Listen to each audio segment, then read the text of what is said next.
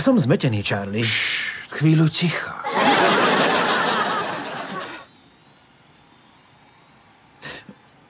Môžeš si vybrať, koho budeš milovať? Bože.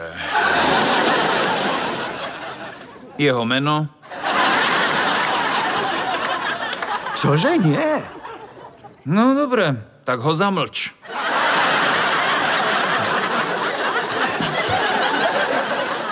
Pamätáš si moju recepčnú? Pavúk, ktorý sa vyšplhal do mojej výlevky? Áno, a čo sa s ňou stalo?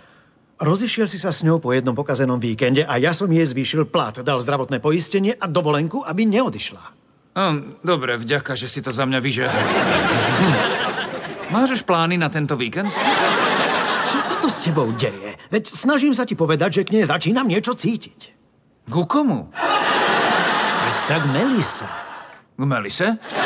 K mojej recepčnej. Takže na víkend zabudnem? Áno, na tento víkend zabudneš. Len som sa pýtal, nemusíš mi odryznúť hlavu. Takže ty a ona ste... Nie. Ešte sa nič nestalo. Len trochu boskávania a cítila môj entuziasmus. Čo si, Noel, zbabelec? Veď ju urob.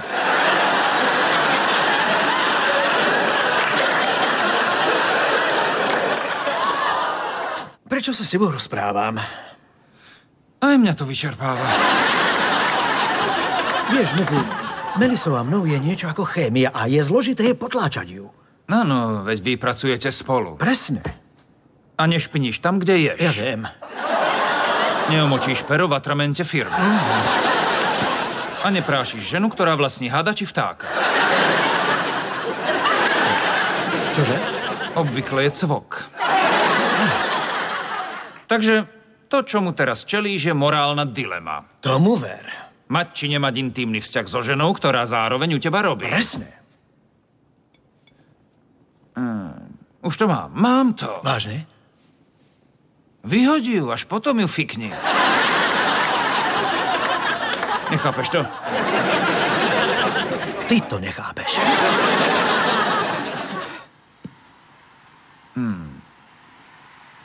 Ale mám pravdu o hadoch a vtákoch.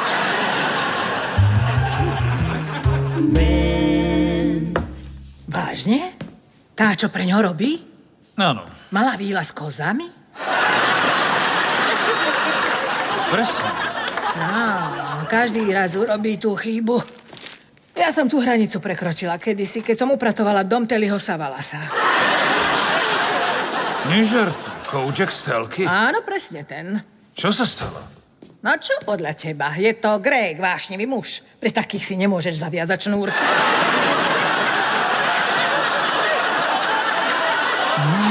To je drsné. Tomu ver, že to je drsné. Dobre. Tak, mladík, počúvam, že triafaš do jamky na firemnom golfovom ihrisku. Ty si jej to vravel? Keď si to povedal mne. Poradné slovo. Na začiatku to môže byť zábavá hra. Ale pamätaj moje slová, skôr či neskôr sa zobudíš so zlomeným srdcom a s lízankou pichnutou vieš kde.